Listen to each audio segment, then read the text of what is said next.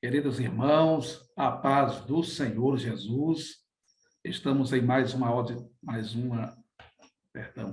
Estamos em mais uma edição do podcast EBD em Síntese, tendo a honra de podermos conversarmos aqui com amigos, servos do Senhor, sobre uma lição muito especial. Estaremos aprendendo e debatendo, no melhor dos sentidos possível, sobre o Evangelho segundo escreveu Lucas.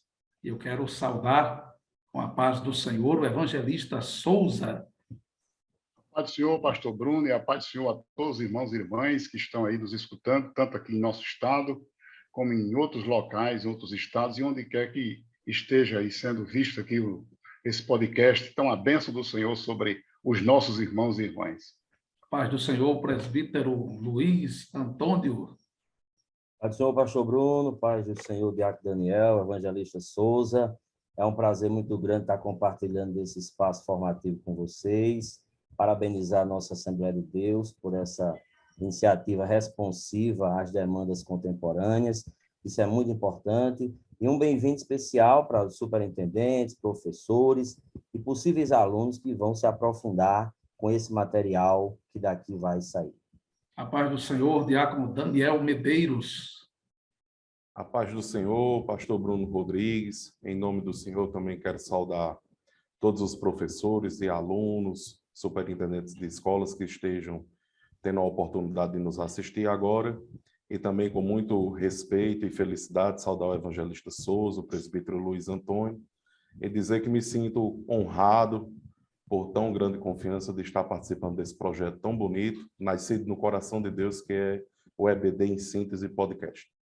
Quero também dar as boas-vindas a todos os superintendentes de Escola Bíblica Dominical, em especial aos professores da classe juvenis, que compreende adolescentes dos 15 aos 17 anos de idade. Nós vamos fazer a leitura do texto bíblico que embasa a nossa lição, que está em Lucas 24, 49, que diz: Eis que sobre vós envio a promessa de meu Pai. Ficai, porém, na cidade de Jerusalém, até que do alto sejais revestidos de poder. É importante ressaltar que neste passeio que durante este trimestre estamos fazendo, ao longo do Novo Testamento, estamos diante da expectativa milenar que durante séculos permeou a esperança, o imaginário do povo judeu, daqueles que acreditaram nas promessas do Antigo Testamento. Quero compartilhar com vocês algumas declarações do escritor J. Sidlau Baxter, no comentário Examinai as Escrituras. Ele diz: o Novo Testamento é o livro mais vital do mundo. Obviamente, compreendemos que o Novo Testamento é composto por 27 livros, entre livros e cartas, entre eles livros e cartas. Mas é possível chamar o Novo Testamento de um só livro, assim como nós nos referimos à Bíblia Sagrada como um livro. E ele diz: o Novo Testamento é o livro mais vital do mundo. Seu tema supremo é o Senhor Jesus Cristo. Seu objetivo supremo é a salvação dos seres humanos. Seu projeto supremo é o reinado final do Senhor Jesus no império sem limites e eterno. Cristo é o tema de suas páginas. Não é ele também o tema do Velho Testamento? Sim, mas não da mesma maneira, nem com a mesma exclusividade. Aquele que figura no Velho como o Cristo da profecia, emerge agora no Novo como o Cristo da história. Ele que é a superesperança do Velho é o superfato do Novo Testamento. A expectativa do Velho Testamento tornou-se a experiência no Novo Testamento. A previsão transformou-se em provisão. O que era latente ficou agora patente. O de há muito predito está hoje presente. Isto se aplica especificamente aos 4 evangelhos que nós estamos estudando. Da mesma forma que Jó exclamou quando fez sua nova descoberta de Deus: eu te conhecia só de ouvir, mas fez a seguinte declaração: agora os meus olhos te veem. Nós podemos dizer o mesmo ao nos encontrarmos reverentemente com o Cristo dos 4 evangelhos. Nas escrituras anteriores, ouvimos falar dele só de ouvir, mas agora nossos olhos o veem. Antes disto, nós o vimos através de um espelho, obscuramente, enquanto agora vemos face a face. Por esta razão, os 4 evangelhos são o ponto crucial de toda a Bíblia. Eles são o foco histórico da profecia do Velho Testamento e a base factual da teologia do Novo Testamento. Eles não são o término da profecia do Antigo Testamento, grande parte da qual continua até tempos ainda futuros, mas constituem a junção principal para onde convergem todos os ramais do Velho Testamento. Todas as linhas se tornam agora uma só linha principal no Jesus de Nazaré histórico. Mudamos aqui do que era distintamente judeu para o que é definitivamente cristão, da velha aliança e dispensação para a nova aliança e dispensação, de Moisés para Cristo, da lei para a graça. Que coisa maravilhosa. Ao chegarmos do Evangelho segundo escreveu Lucas, nós encontramos uma temática totalmente nova. Um escritor que se dispõe a apresentar Cristo como o homem perfeito. E agora, dentro dos objetivos que temos a percorrer, nos pontos da lição que será abordada com os nossos adolescentes, nós temos um desafio a apresentá-los, visto que, no primeiro ponto da lição, nós estaremos estudando sobre a forma como foi escrito, os meios como foram escritos. Eu quero pedir ao evangelista Souza para nos trazer alguns comentários acerca disso. A paz do Senhor novamente aí para todos os irmãos e irmãs, uma bênção. Graças a Deus, o pastor Bruno aí falando sobre essa importância. E nós estamos nessa odisseia no Novo Testamento, conforme a lição aí nos apresenta. E aí Lucas é exatamente o terceiro evangelho que traz essa abordagem tão profunda, essa revelação tão maravilhosa e esta palavra de reflexão do próprio evangelho, segundo escreveu São Lucas, porque Lucas, ele é aquele escritor particular, é aquele médico amado, é aquele terceiro livro que faz parte da composição dos sinóticos, juntamente com Mateus e Marcos, e traz essa abordagem tão profunda. Lucas, ele tem como referência os fatos, conforme ele apresenta, dos fatos que entre nós se cumpriram. Então, veja que o pilar fundamental, quando ele fala sobre essa abordagem, ele abordando em seu livro, ele fala exatamente sobre os fatos que entre nós se cumpriram. Depois ele cita as testemunhas oculares, quer dizer, outros pilares em que Lucas ele nos remete. Então, aos fatos que se cumprem, às testemunhas oculares que transmitiram, os mesmos foram aqueles mesmos que presenciaram. Então, veja que Lucas ele já começa dizendo o seguinte: olha, eu estou escrevendo para ti, ó excelentíssimo Teófilo, porque eu estou baseado nos fatos, estou baseado nas testemunhas oculares, e essas testemunhas oculares não foram quaisquer testemunhas, mas sim ele aqui, diz aqui no seu evangelho, são ministros, foram ministros da palavra. Então, aí é quando ele diz, então pareceu-me bem e a mim conveniente fazer uma descrição. Então, veja que Lucas ele é bem minucioso, porque ele está se dirigindo exatamente aos gregos.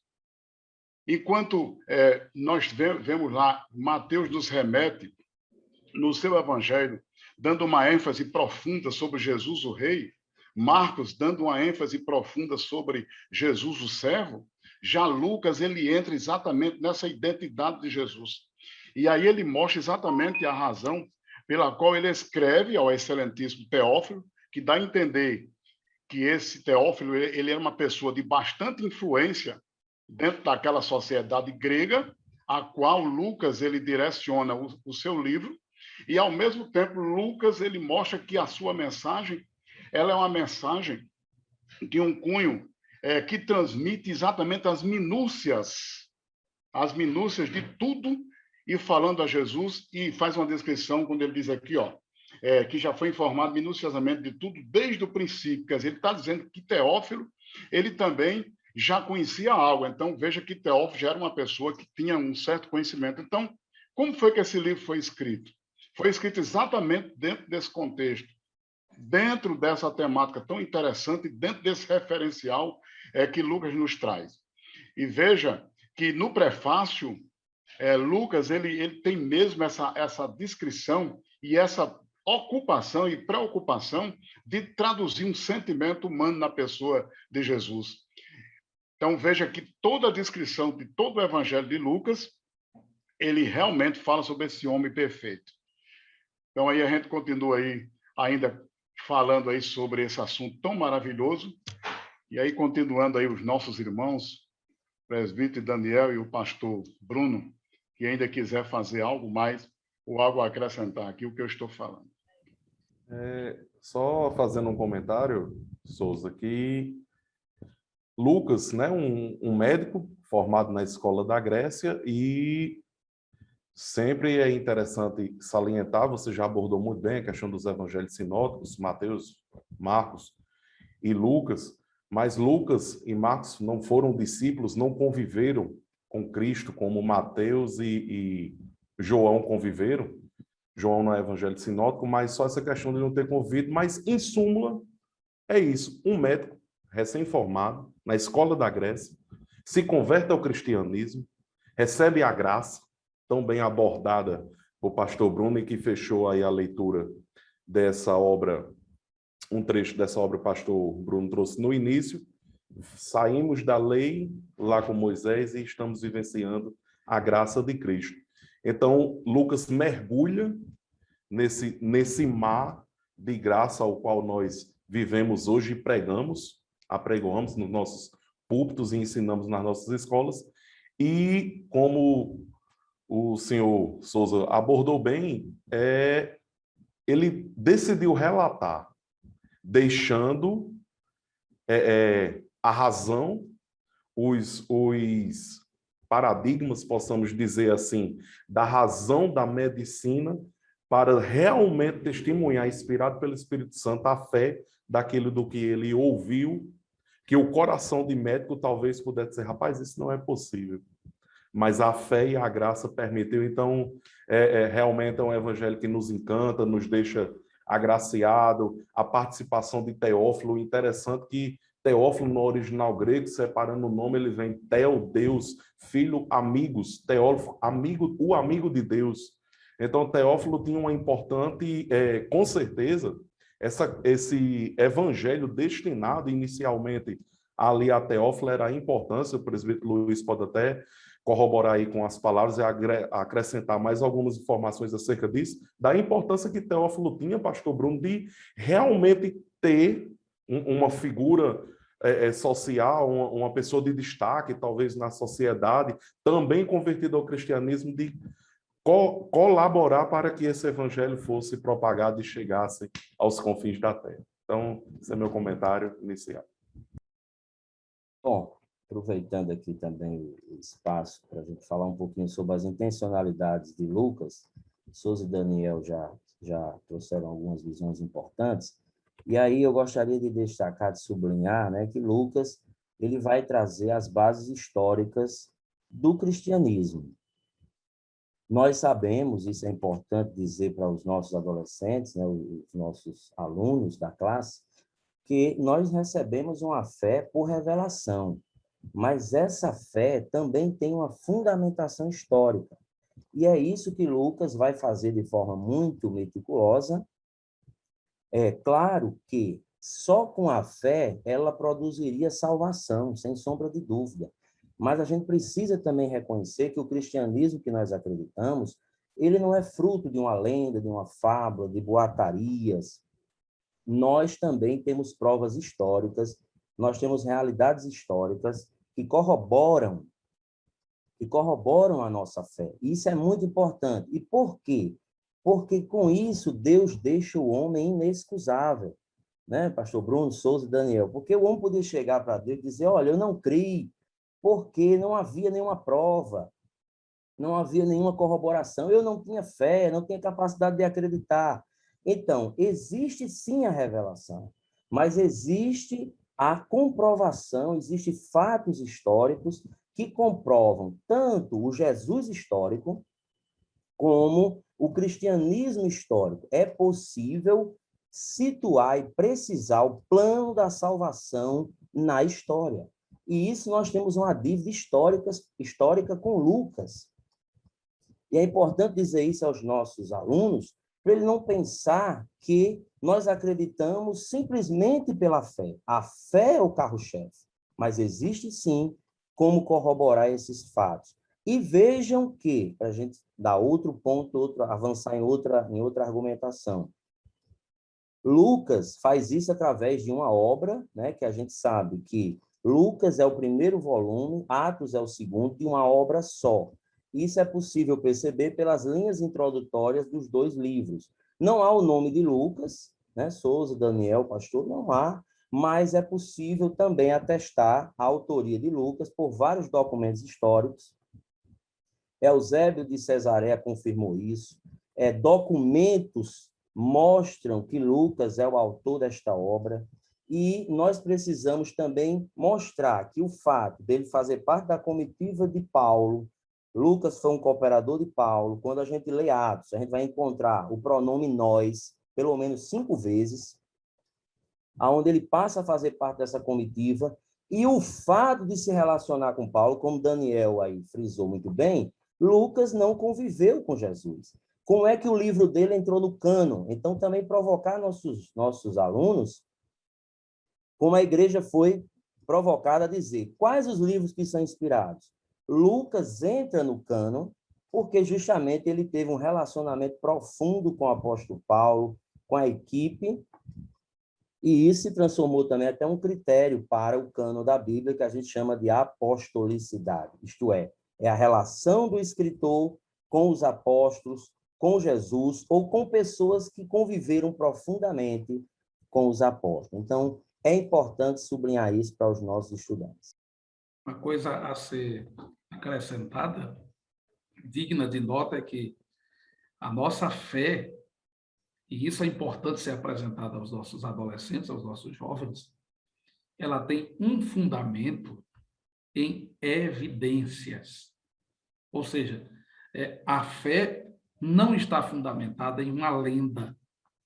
Há fortes evidências de tudo que as Escrituras apresentam, desde a teoria que eles, ou a doutrina, permitam-me dizer, da criação, que não é teoria, é doutrina, é ensino, e há evidências por todas as partes, até a vinda do Salvador ao mundo, conforme registrado pelos 4 evangelistas.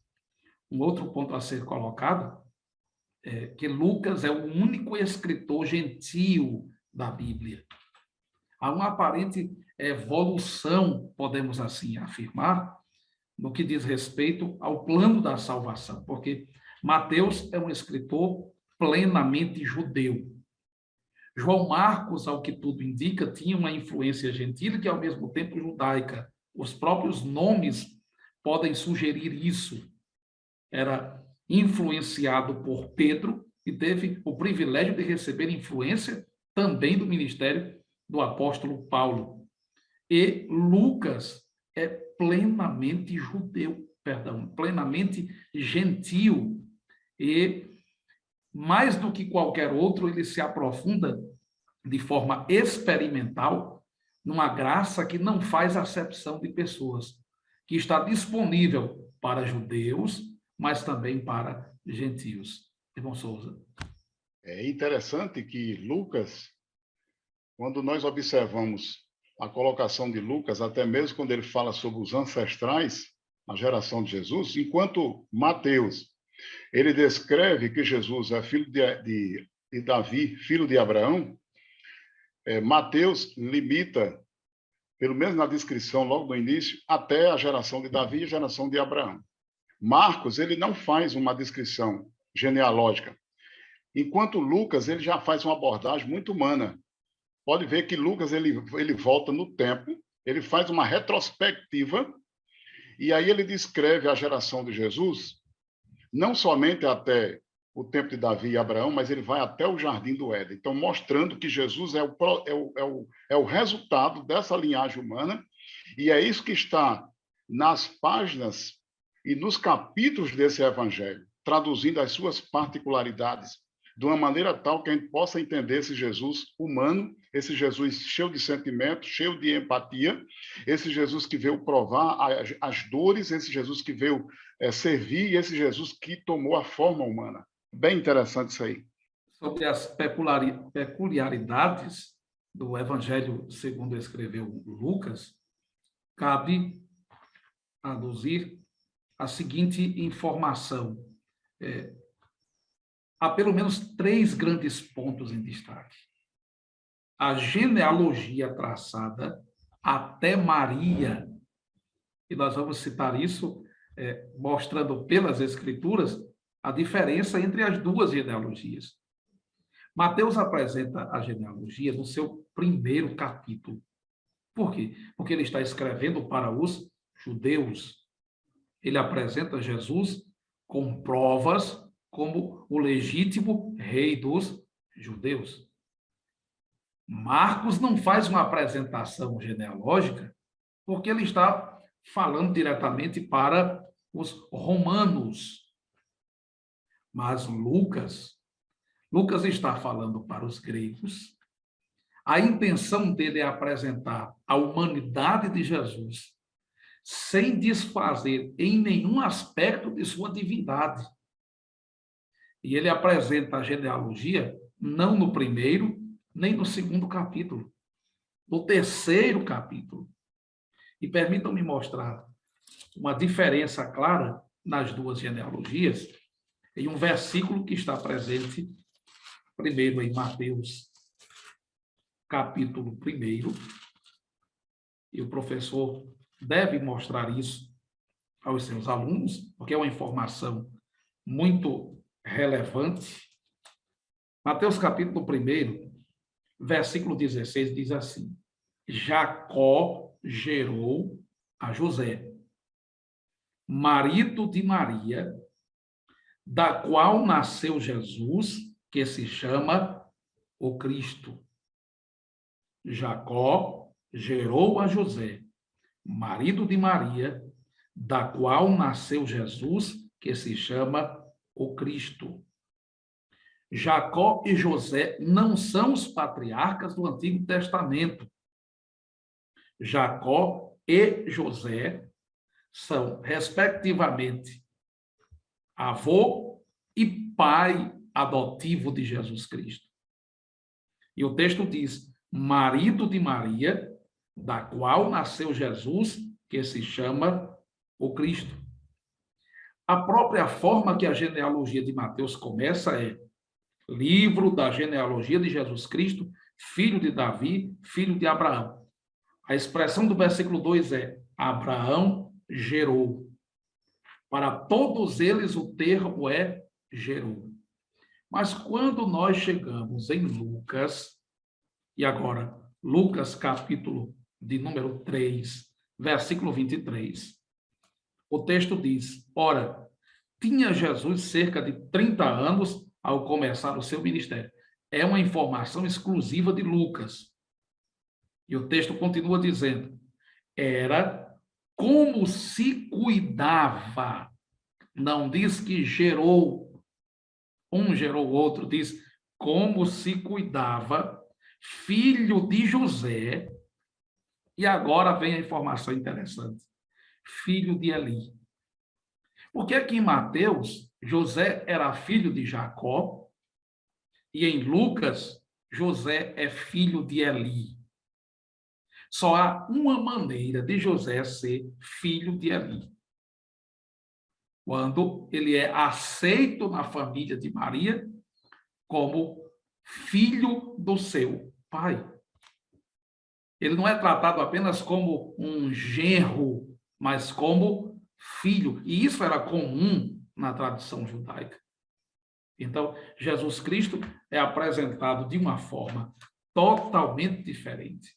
A genealogia é traçada até Maria, que é representada aqui por seu esposo José. Segundo, a narrativa da natividade não tem paralelo nos outros evangelhos. Marcos e João não dizem nada sobre o advento do Senhor em Belém. Mateus, embora contenha o fato, não descreve como Lucas o nascimento, a infância, a adolescência. E o relato de Mateus só tem 1/4 do que está presente em Lucas. Terceiro ponto importantíssimo, é uma das peculiaridades de Lucas.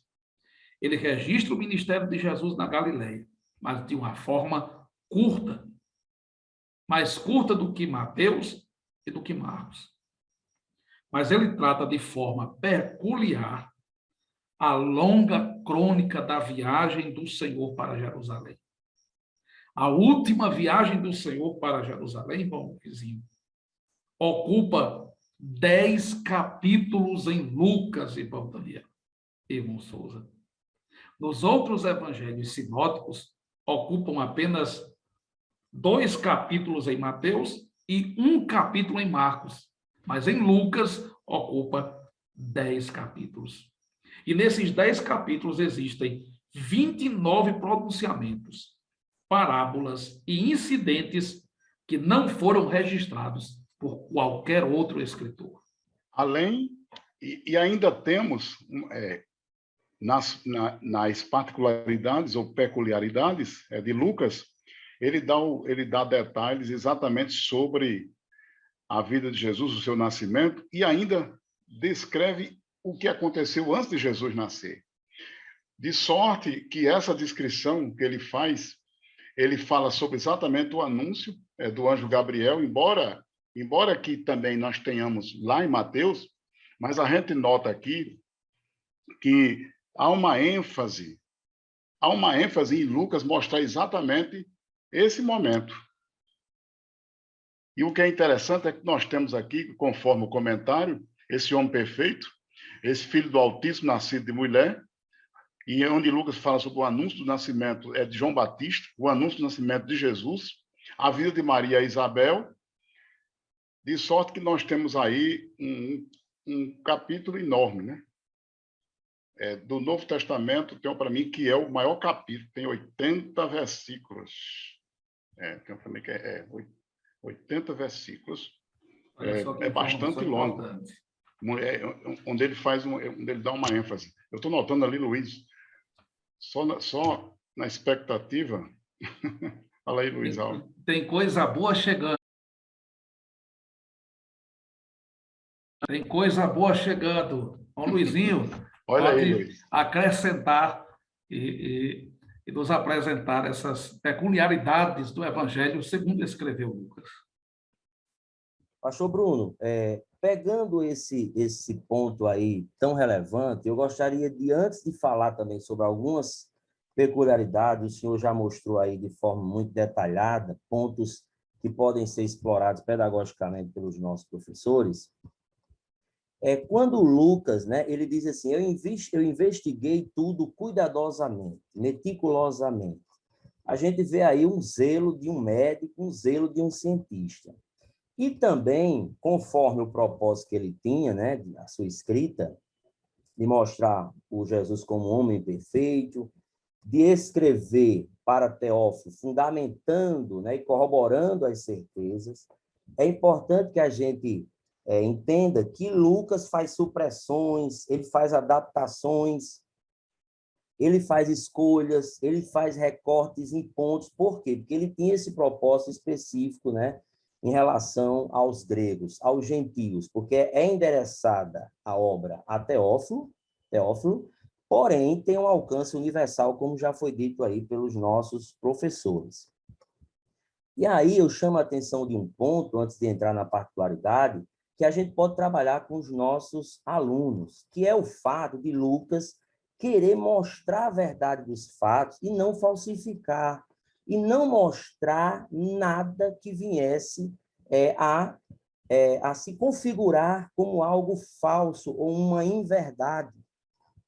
E nós vivemos hoje, pastor Bruno, em uma época contemporânea, um tempo muito complexo.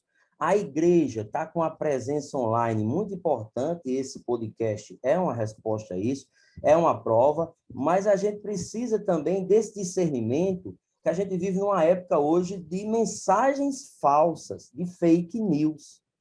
E aí, o que é que a gente aprende com Lucas? Lucas investiga cuidadosamente.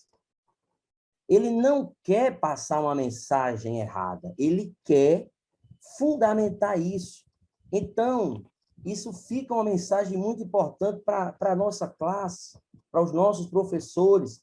Quer dizer, antes de passar, antes de você compartilhar, faça como Lucas, né, Souza? Pastor Investigue. Luiz, Investigue primeiro, há uma coisa se baseie interessante. nos fatos, Há uma coisa tenha interessante nisso, respaldo, e porque isso no campo teológico, em todos os campos. é importante a gente fazer essa ênfase nisso que o irmão Luizinho está falando, pelo seguinte: há uma espécie de inclinação de jovens pregadores, e alguns até mais antigos, no nosso meio pentecostal, de buscarem coisas novas para serem apresentadas. E essa tentação do novo, de querer dizer o que ninguém disse, pode levar alguém a dizer uma besteira bem grande. Porque se em 2000 anos de cristianismo, um pouco mais do que isso, ninguém falou sobre essa verdade revelada, é possível que essa pessoa esteja entrando por um caminho extremamente tortuoso. Aí a importância do que está sendo colocado, verificar os fatos. Qualquer doutrina nova, qualquer vídeo no YouTube, qualquer pessoa que se apresente falando aquilo que ninguém falou, questionando 2000 anos de tradição histórica, é preciso questionar. Nós aprendemos com Lucas a buscar bases sólidas para apresentar Cristo. Cristo não quer ser apresentado com fatos que não sejam verdadeiros. Falem a verdade. E aí, pastor Bruno, é como se houvesse uma preocupação de alguns pregadores e pregadoras que só mostra conhecimento se trouxer essas verdades, essas pesquisas. Não é que nós sejamos contra o teólogo, o estudante, o aluno, pesquisar, mas é porque parece-me que há uma preocupação de dizer, olha, fulano tal está demonstrando conhecimento, mas só que esse conhecimento que ele tem que demonstrar tem que ser algo sólido. Não pode ser qualquer informação que ele encontra, ou no YouTube, ou na internet, ou em qualquer outra fonte. Quer dizer, ele tem que trazer uma mensagem de Deus de uma maneira tal, que é isso que o pastor Bruno falou. É possível que 2000 anos, mais de 2000 anos de cristianismo, alguém vai aparecer com uma verdade assim tão extraordinária que homem de Deus, mulher de Deus, nunca escutaram.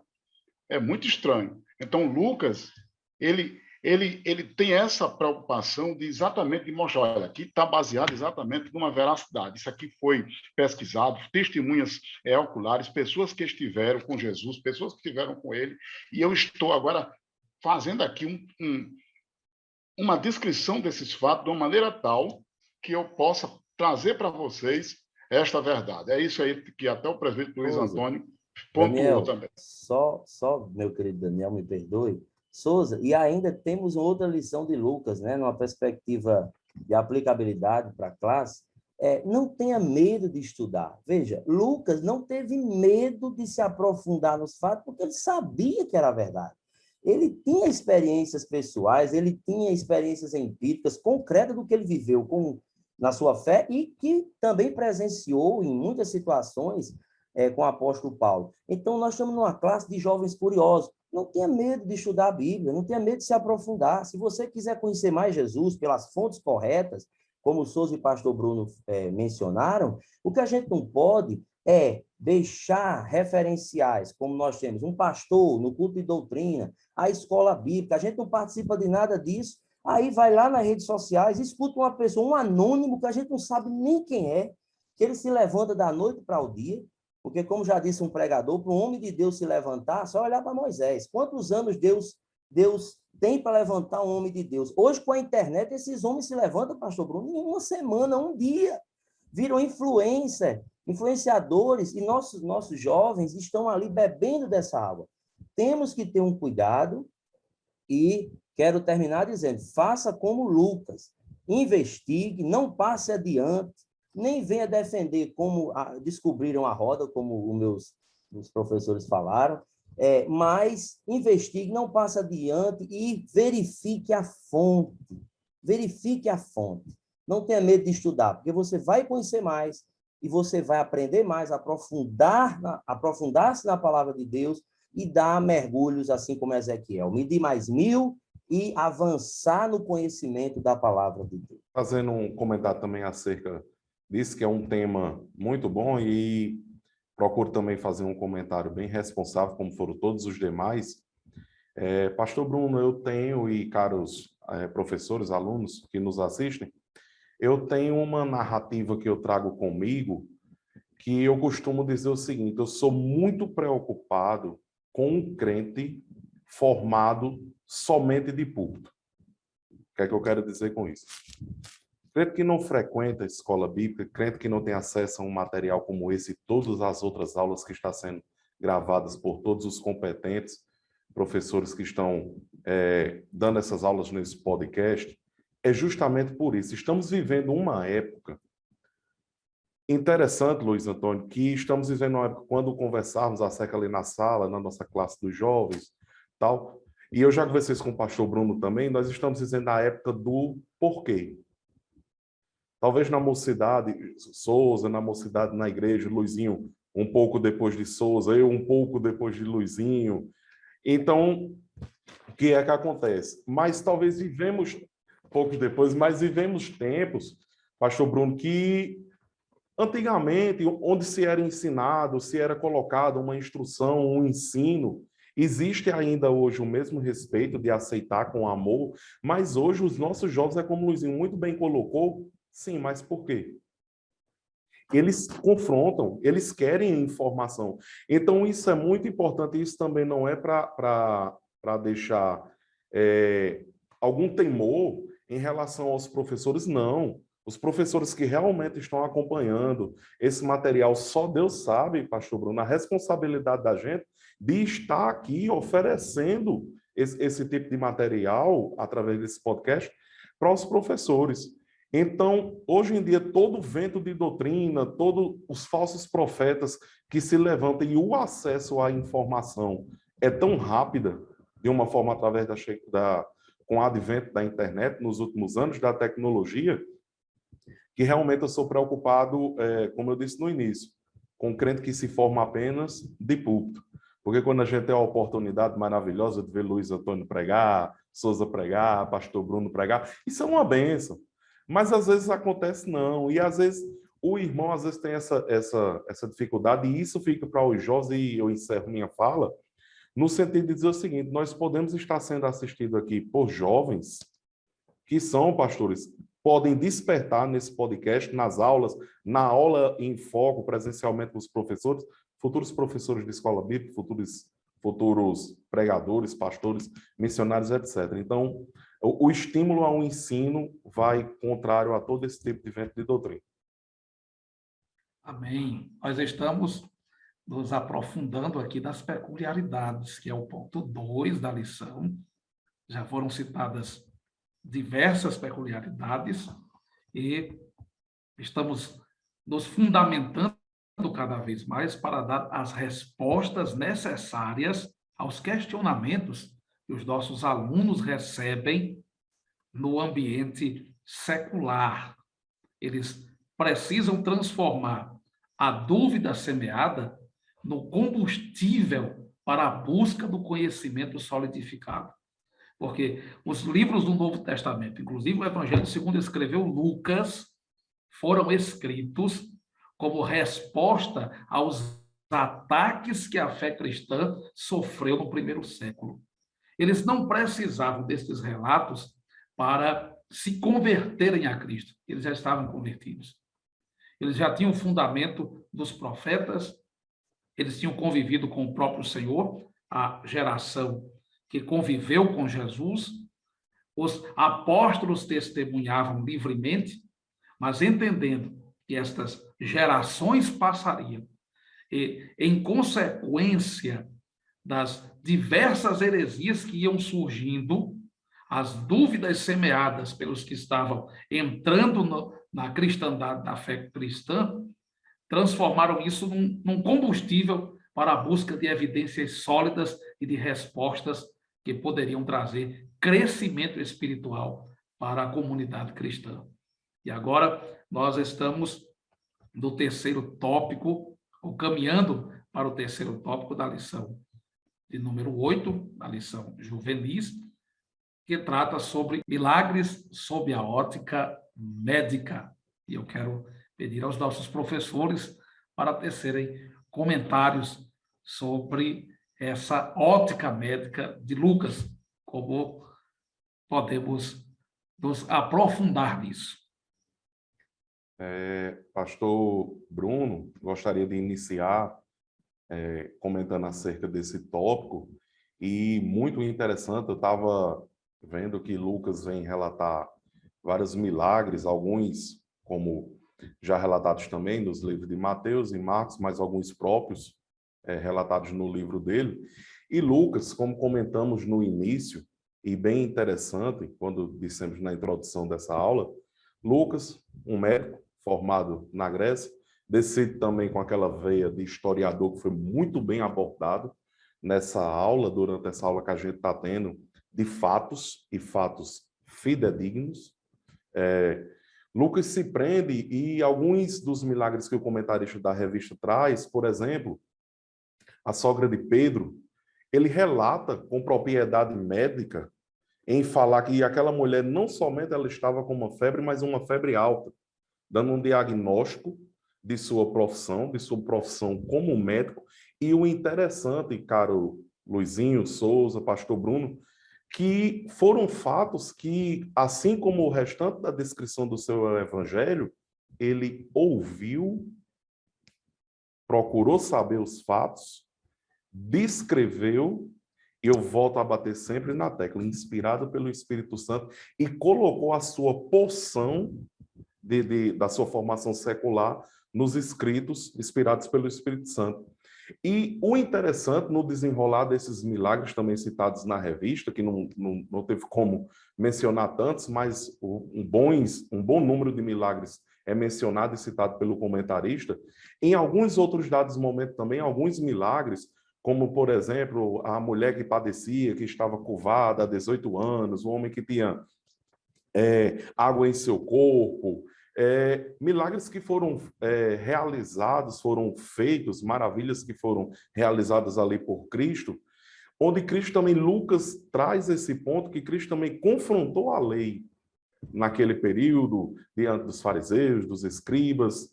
E outro ponto bem interessante também... Só fazer uma colocação, Daniel. Pois não. Porque a expressão confrontar a lei pode ser, de repente, mal interpretada por quem está nos assistindo. Ele veio cumprir a lei e dar real significado à lei. Porque, por exemplo, a cura no sábado não era a quebra do sábado no sentido pecaminoso, mas a utilização do sábado por quem era senhor do sábado, por quem tinha a prerrogativa de dizer o que poderia ser feito ou não. E quem deu significado ao sábado, ele se cumpriu em Cristo. Cristo é o descanso para aqueles que vivem pela fé. Ou seja, o propósito se cumpriu nele.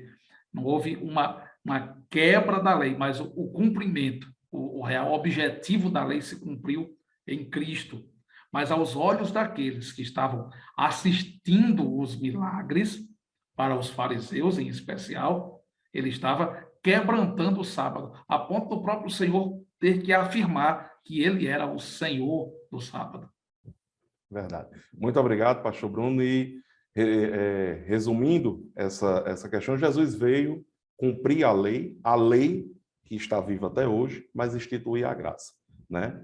E Jesus, ele mesmo cumpriu toda a lei e um dos milagres também relatado que nos chama muita atenção, onde Lucas também teve essa propriedade de tratar momentos de doenças, como foi relatado nos anteriores, mas um momento difícil, como o milagre que foi ali do filho da viúva que residia ali em Naim, na cidade de Naim, uma mulher que não tinha mais seu esposo. Isso era uma situação muito difícil para o judeu naquela época, uma mulher viúva, e acabara de perder o seu filho, e a Bíblia fala que Jesus se encheu de compaixão com aquela situação, com aquela mulher.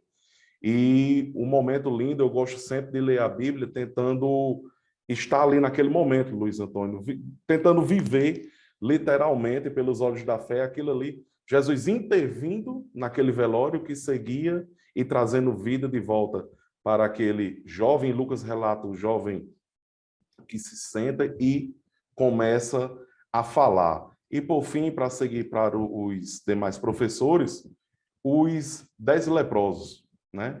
Quando estavam ali, que o Senhor Jesus chega para eles, falam a eles e diz, vai até os sacerdotes, não é isso? Se não me falha a memória, e lá eles ficam sãos, e um deles reconhece e volta, Jesus indaga e diz, onde estão os demais, sendo tu samaritano e estrangeiro?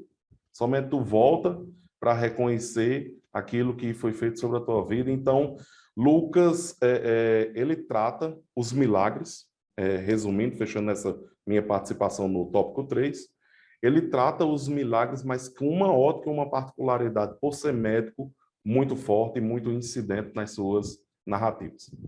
Sobre essa questão de Lucas como médico, já foi aí falado, Deus, ele se serve daquilo que nós conhecemos, dos nossos talentos, das nossas habilidades e aptidões para o aprimoramento do seu serviço aqui na Terra.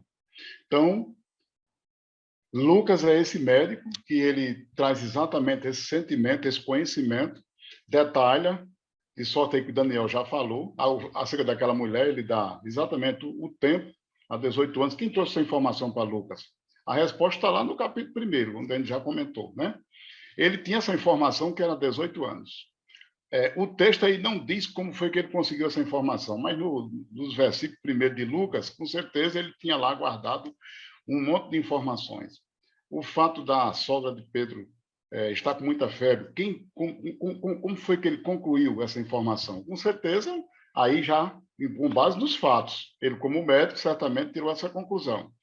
Quem foi que disse que era a mão direita? Ali é o lado direito do homem lá, que era com aquele problema de deficiência. Ele, lá na sua observação médica, na sua ótica, no seu conhecimento, com certeza ele foi lá e detalhou, dizendo exatamente o local. Quem foi que chegou para Lucas e fez trouxe esse bocado, esse monte de informações, essa junção de informações? Com certeza são as informações que Lucas tinha, mas ele, com a sua habilidade, Deus o usa no serviço do reino de Deus. Aprendemos que a habilidade de Lucas como médico, na ótica médica, Deus usa a nossa habilidade material, a nossa formação para o serviço do seu reino. Embora muitos usem a sua formação, a sua habilidade para desviar as coisas de Deus. Lucas é um exemplo disso. Ele é aquele médico que ele traz exatamente essa visão e, ao mesmo tempo, ele dá uma nova roupagem. Ele descortina tudo, traz uma nova significação para nós entendermos que aquela profissão de Lucas, como médico, ao mesmo tempo está a serviço do reino de Deus.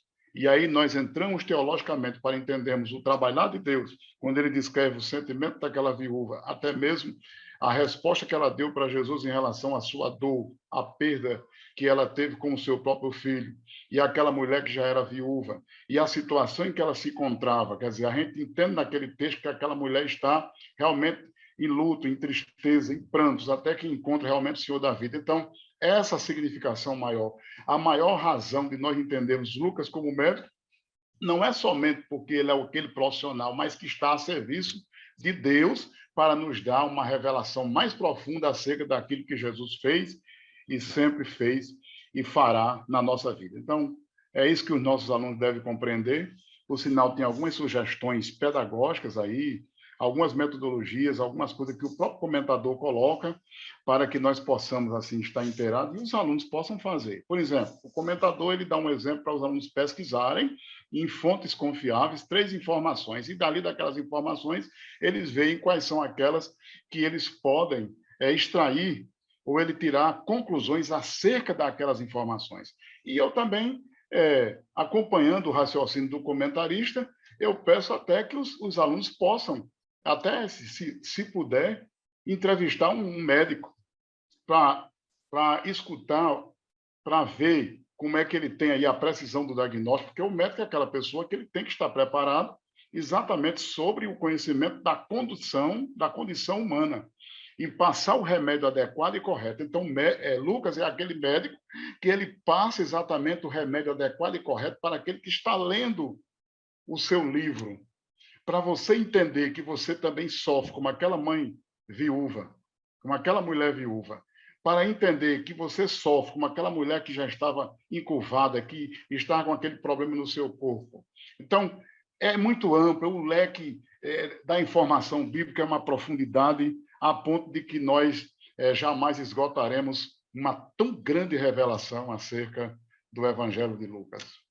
Pastor, só 30 segundos, Luizinho, bem rapidinho. E dentro desse um comentário que eu queria ter feito também, Lucas, tão bem, também na ótica médica, ele fala com particularidade do momento de Cristo ali no Getsemane, naquela agonia, aquele vinho transpirar sangue, somente Lucas relata isto. E certa feita eu assisti um vídeo, um testemunho de um médico americano cristão, vale-se relação cristão, protestante, evangélico, e ele relata, trazendo para os dias atuais tudo aquilo que Cristo sofreu, desde o transpirar sangue no Getsemane até o castigo ali dado pelos soldados romanos, a via dolorosa, o Gólgota, a cruz, os pregos. Ele relata que, na ótica médica, na visão médica, tanto que foi impossível não me emocionar assistindo o relato daquele médico cristão, relatando tudo aquilo. Então, Lucas também, dentro da ótica médica, traz isso muito bem. Obrigado, Luiz. Não, já foi muito bem aí argumentado e também corroborado aí sobre a importância. Essa visão médica também traz muita credibilidade ao relato dos milagres, como, por exemplo, foi dito a questão da febre alta, que Daniel colocou muito bem, né? A febre, para a medicina, não é uma doença, né? É uma resposta imunológica do organismo contra algum mal. Há uma identificação de uma febre alta, então isso gerou preocupação, então são detalhes importantes. Lucas, por exemplo, nomina doenças como o homem hidrópico, a mulher do fluxo de sangue. Então, ele traz realmente uma riqueza de detalhes. E, assim, um médico que tem um conhecimento profundo, Lucas é um homem arguto, Lucas é um homem do conhecimento, Lucas é um homem com a formação sólida, consistente. Então, esse olhar, né, faz do Evangelho de Lucas a coroa dos sinóticos, não que a gente venha depreciar nenhum livro, porque eles são complementares em suas óticas, mas isso vai justificando porque o livro de Lucas é objeto de tanto elogio, de tanta admiração, inclusive já temos muitos autores na história que enaltecem essa obra, esse trabalho riquíssimo que foi feito, e também vai desde o grego que ele usa, né, Souza? Porque o grego de Lucas é muito rico, é um grego que se aproxima do clássico, vai das palavras. Então, um homem arguto, que também difere, por exemplo, de escritos como Pedro, a gente tem que dizer isso aos alunos, Há diferenças nos escritos, mesmo que a mensagem seja fidedigna, mas há distinções nos estilos, obviamente, são quase 40 autores, que Deus usa seus repertórios, suas vidas, suas histórias, seus conhecimentos. Mas termino aqui dizendo que o fato de Lucas ser um médico, um homem também da ciência, e ele corroborar milagres, isso é algo que devemos trabalhar para os nossos jovens e mostrar a eles que a ciência não nos afasta de Deus. Isso vai depender muito da formação que você tem, vai depender muito, né, da base que você tem. Você vê um homem, um médico, vendo milagres, e ele só Lucas narrou 21 milagres. Então, um médico narrando milagres, quer dizer, isso chama atenção, deve ser sublinhado, e mostrar aos jovens, vencermos essa perspectiva, desconstruirmos essa perspectiva de que, se a gente estudar, a gente passa a desacreditar.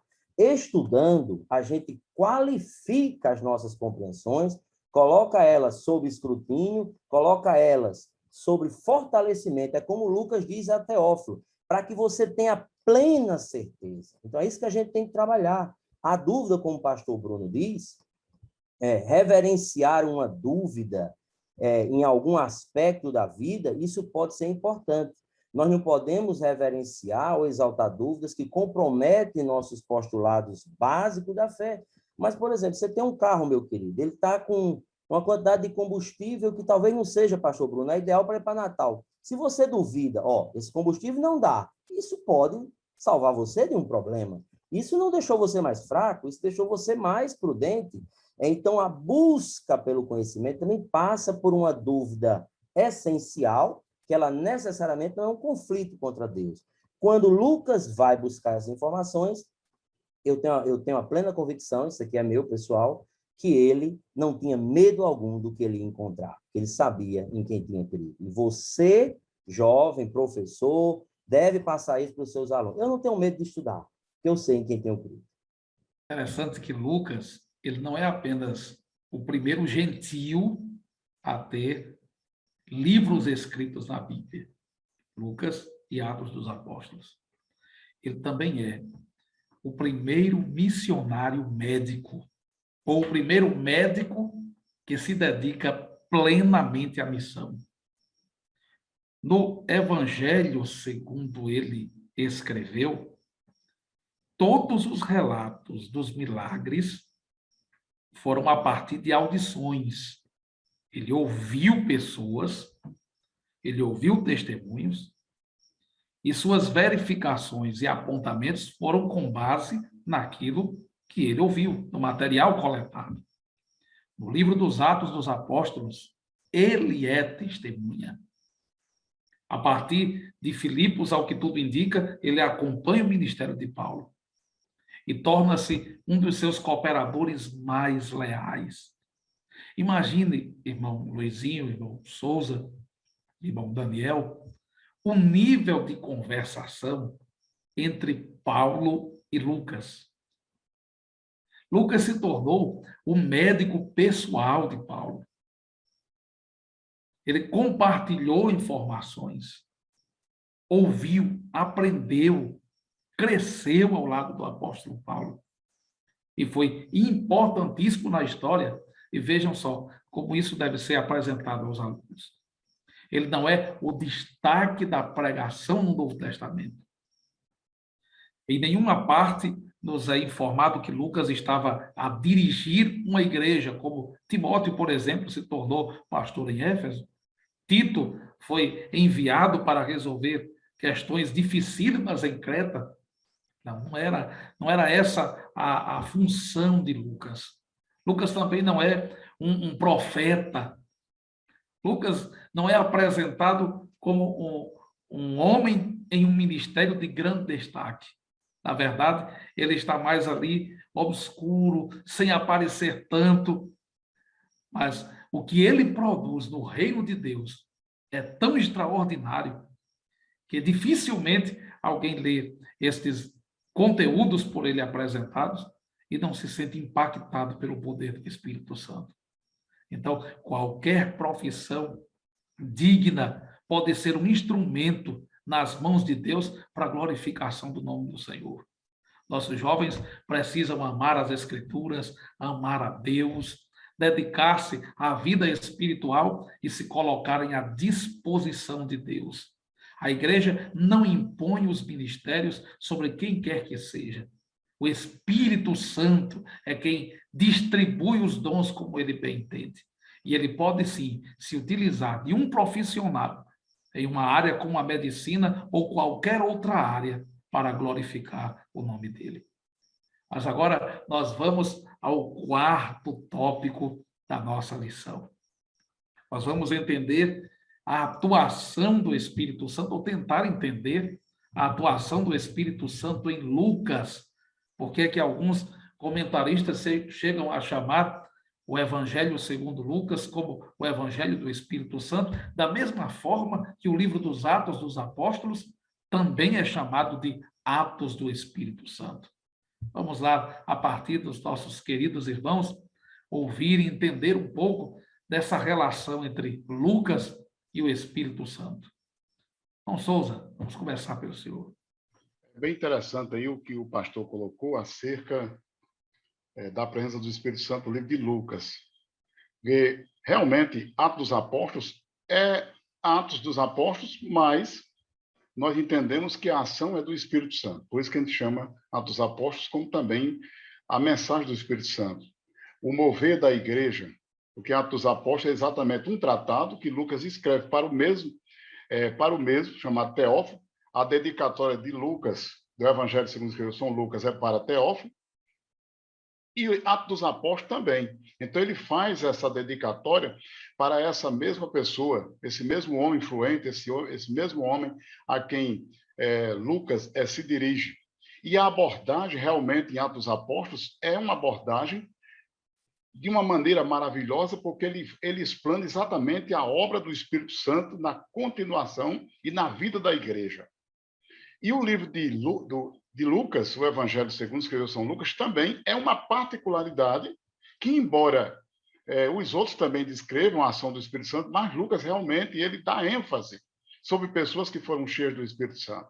Por exemplo, ele menciona que Maria também foi cheia do Espírito Santo. Maria recebeu a mensagem do anjo, o qual falou sobre a obra do Altíssimo na vida de Maria, que iria nascer dela o Filho de Deus, e que também aquilo era a obra do Espírito Santo. Zacarias é descrito também como aquele homem que foi cheio do Espírito Santo. Isabel também é descrita como aquela que também foi cheia do Espírito Santo. O Espírito Santo está presente na narrativa de Lucas de uma maneira singular, de uma maneira que as pessoas que receberam aquele livro, embora que a dedicatória tenha sido a Teófilo, mas a mensagem é abrangente e universal para os gregos e todo o mundo. Lucas ele faz essa abordagem tão maravilhosa, porque ele descreve a Jesus, e aí ele fala que Jesus estava cheio do Espírito Santo quando ele foi ao deserto. Então, veja que Jesus ir ao deserto não foi uma coisa banal, rotineira, mas foi uma coisa que ele foi direcionado pelo Espírito Santo. Quer dizer, é como se Deus ali estivesse montando exatamente as peças daquele quebra-cabeça para nós, né? Que não é quebra-cabeça para Deus, mas é Deus montando essas peças para que nós pudéssemos entender que o Espírito Santo sempre esteve guiando. E quando ele volta para a Galileia, diz que Jesus veio também no poder do Espírito Santo. A obra de Jesus, as suas palavras. Então, Lucas ele dá essa ênfase. Por que não dizer que o tópico 4 é um item lá das particularidades do tópico 2, que o comentador achou tão interessante que ele abriu um tópico inteiro só para falar sobre esse assunto. Então, é bem interessante aqui sobre a obra do Espírito Santo. De sorte que Lucas, ele fala sobre essa obra do Espírito Santo no batismo de Jesus, quando o Espírito Santo desce também. Interessante é que os 4 evangelhos descrevem essa obra do Espírito Santo do batismo de Jesus. E Lucas, ele dá essa ênfase tão maravilhosa acerca do Espírito Santo. De sorte que nós temos aqui, quando João batizava com o Espírito Santo e com fogo na sua... aliás, aquele que é Jesus que batizava com o Espírito Santo e com fogo na mensagem de João. João é aquele que dá ênfase dizendo, olha, eu venho, eu sou aquele, é como se fosse que eu sou o batedor do rei. Agora, eu quero falar acerca de um que é maior. Esse vos batizará com o Espírito Santo e com fogo. Então, há uma ênfase muito profunda que faltar-nos-ia, né, tempo para falarmos sobre tão grande obra e a obra do Espírito Santo que está aqui explícita no livro de Lucas. Verdade, meu caro Souza, pastor Bruno Daniel, a obra, né, o livro de Lucas, ou Lucas Atos, a obra completa, ela tem como uma coluna mestra, né, essa ênfase no Espírito Santo. E aí nós temos um ponto aí para explorar muito, principalmente nós que somos da matriz pentecostal, nós temos a oportunidade para mostrar essa dívida histórica, pastor Bruno, que nós temos com a teologia de Lucas, a teologia lucana. Afinal, grandes colunas da doutrina pentecostal estão sistematizadas nos dois livros.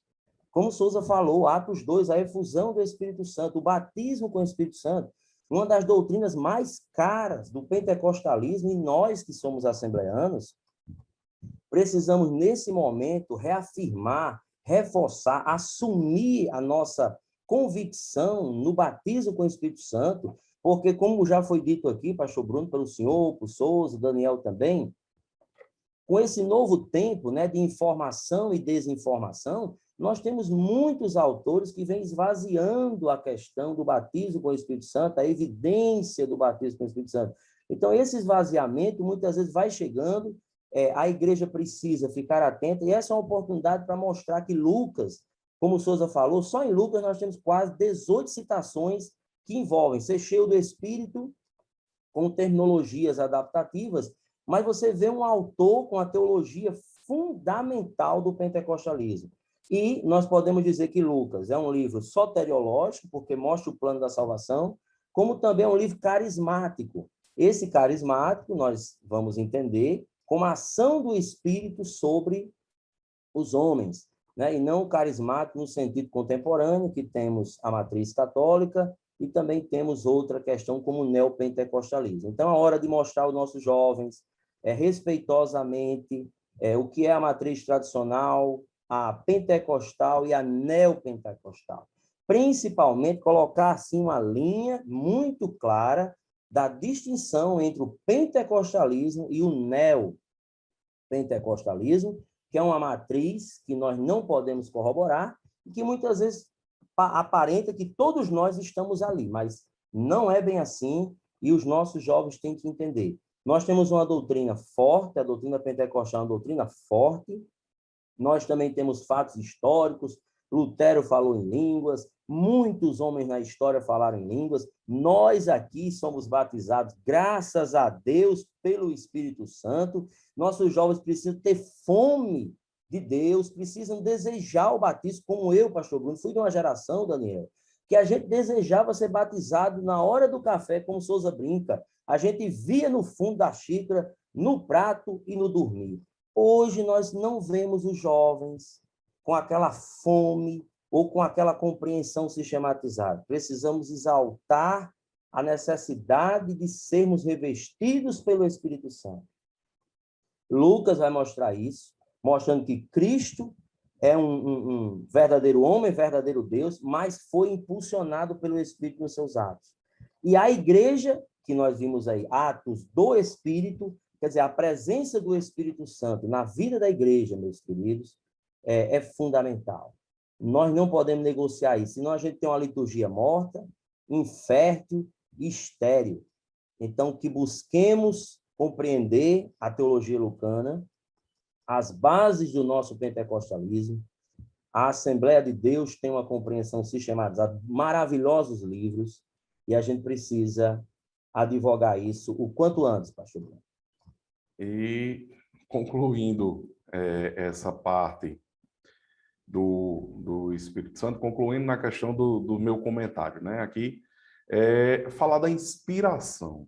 Hoje, nós passamos aqui por vários tópicos, vários subsídios, falamos desde o contexto histórico, desde o contexto secular, que é a medicina, que é o profissional médico Lucas, mas a inspiração não somente sobre a vida de Lucas, do Espírito Santo, mas sobre os demais escritores, aproximadamente 40 escritores, como foi dito por Luiz Antônio, e o Espírito Santo que inspira.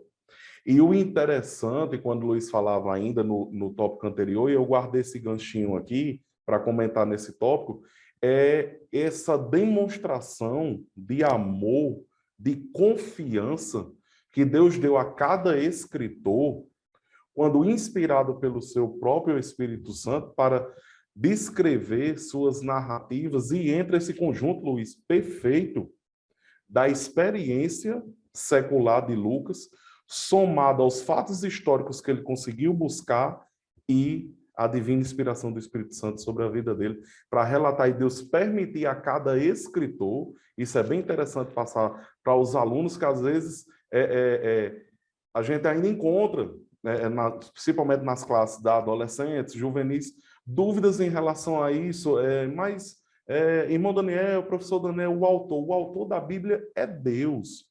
Deus permitiu escritores, homens, que escreveram a Bíblia, inspirados por esse Espírito Santo, de um modo tão lindo, que foi abordado aí por Souza, por Luiz, pastor Bruno também irá trazer com certeza comentários riquíssimos acerca desse Espírito Santo consolador, desse Espírito Santo que nós sabemos que está conosco, que somos casa, somos morada do Espírito Santo, que recebemos esse Espírito Santo na nossa profissão de fé pública perante os homens e perante Deus. Então, Lucas se prende à sua sabedoria secular, inspirado pelo Espírito Santo, para narrar de um modo tão lindo, como foi dito, as bases, o alicerce da nossa fé, na nossa Assembleia de Deus, na IEADERN, Assembleia de Deus no Rio Grande do Norte e no Brasil, que é o alicerce da doutrina da nossa igreja, é crer no Espírito Santo, crer nos dons espirituais,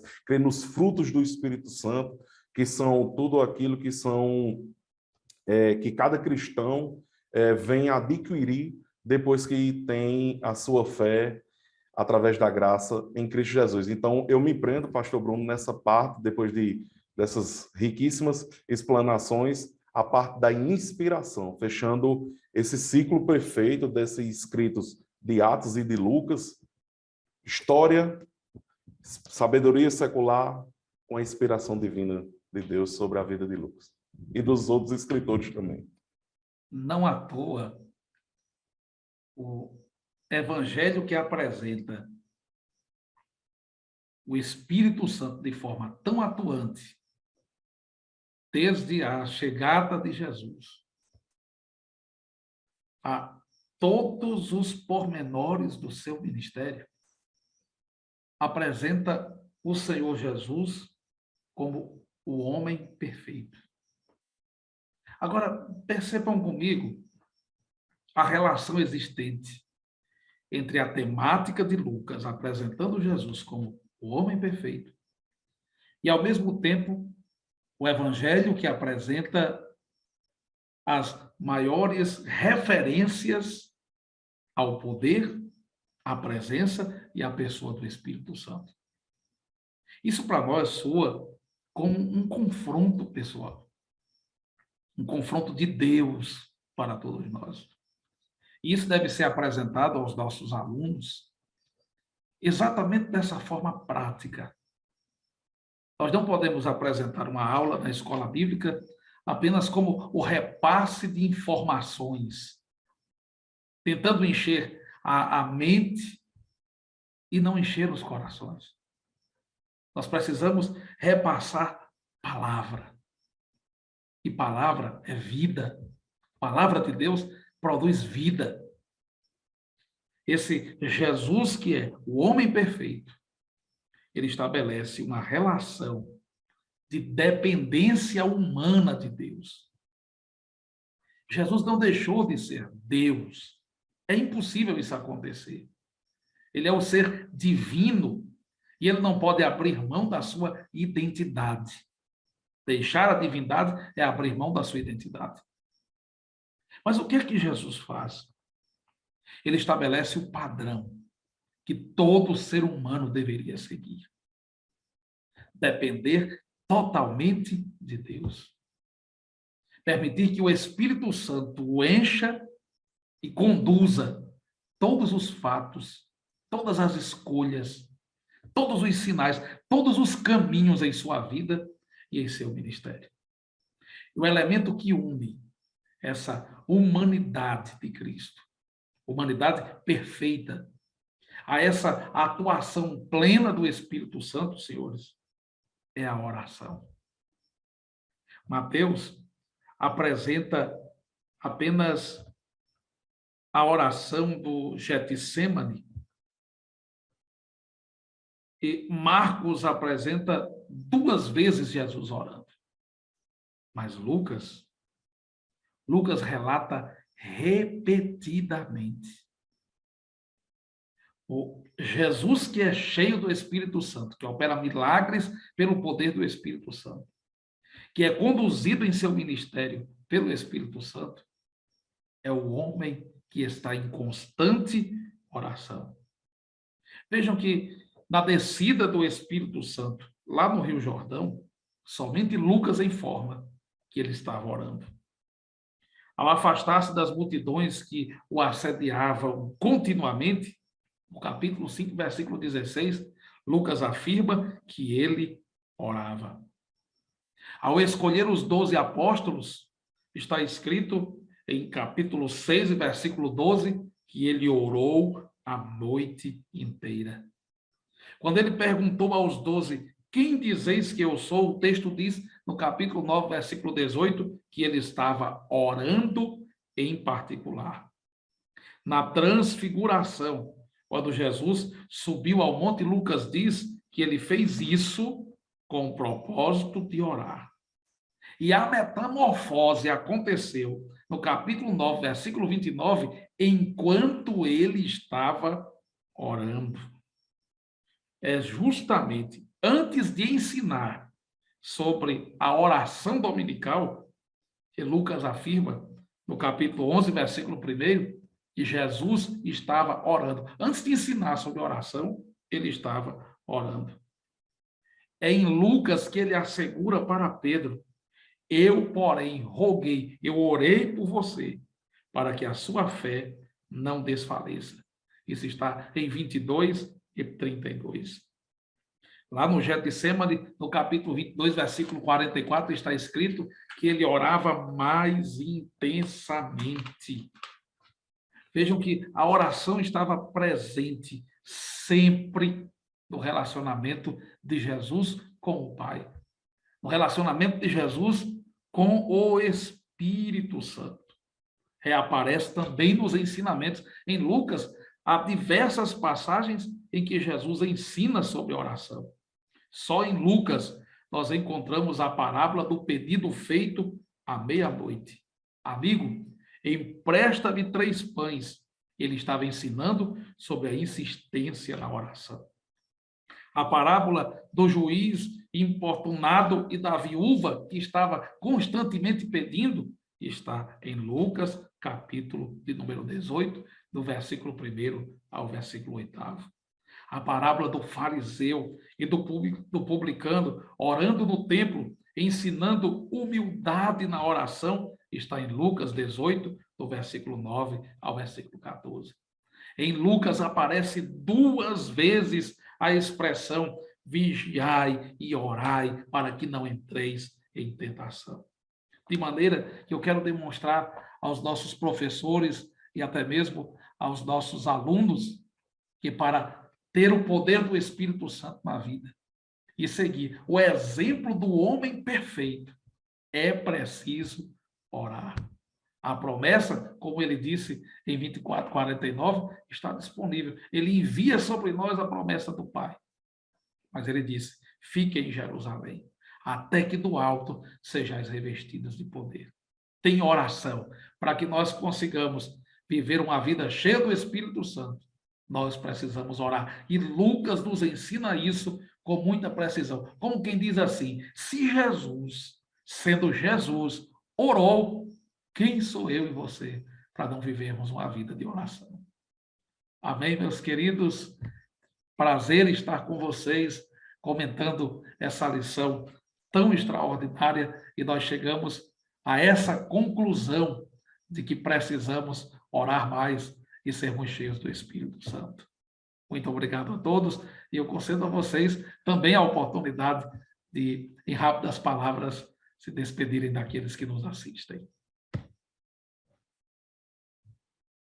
Irmão Souza, irmão Luizinho e irmão Daniel. Eu só quero agradecer a Deus por esse momento e a todos os demais que estão nos escutando, né, que escutam, aprendendo sobre esse terceiro evangelho, evangelho sinótico, evangelho segundo escreveu São Lucas, onde, segundo as fontes, ele escreveu aproximadamente de 59 a 61 depois de Cristo. Este escritor, Lucas, esse médico amado, Lucas, esse discípulo, Lucas, esse homem de oração, esse homem de devoção, Lucas, esse homem que foi testemunha ocular no tempo do ministério de Paulo, Lucas, esse homem pesquisador, observador dos fatos, esse homem que trouxe uma mensagem de veracidade, Lucas, esse homem que tinha a sensibilidade de ver a dor, a tristeza dos outros, Lucas, esse homem que compreendeu, vendo os milagres, um médico relatar milagres, realmente é extraordinário, a bênção de Deus sobre a vida, porque geralmente você faz uma descrição do médico apenas falando sobre as doenças e as curas seculares. Mas Lucas, ele relata milagres, então é uma lição para todos nós. E aí, é em Lucas que nós aprendemos que a oração é importante, que as mulheres têm uma posição maravilhosa no reino de Deus, porque Lucas também é o evangelho para as mulheres. Temos menções de várias mulheres no Evangelho de Lucas, onde ele exalta as suas qualidades, virtudes e as condições em que elas se encontram para servirem ao Senhor. Então, que Deus nos abençoe, que a gente possa compreender a grandeza de Deus na nossa vida, aprendendo com Lucas, o médico amado. Respeito aqui ao evangelista Souza, pastor Bruno, Daniel, minha gratidão, pastor Bruno, pelo convite honroso que o senhor nos fez, pela confiança, a todos que coordenam e lideram esse projeto tão importante. E eu gostaria de deixar aqui como últimas palavras algo que o senhor falou sobre a necessidade das nossas classes, de nossos professores, educadores, formadores, trazerem uma perspectiva de aplicabilidade para as nossas lições. Então, precisamos aprofundar historicamente, filosoficamente, muitas dimensões que a Bíblia nos oportuniza, mas não podemos esquecer de aplicar, né? Nós, professores, somos aplicadores das Escrituras no sentido de fazê-los pensar à luz, ancorados na palavra de Deus. E aí eu uso uma ilustração. Não leve apenas os pratos e os talheres.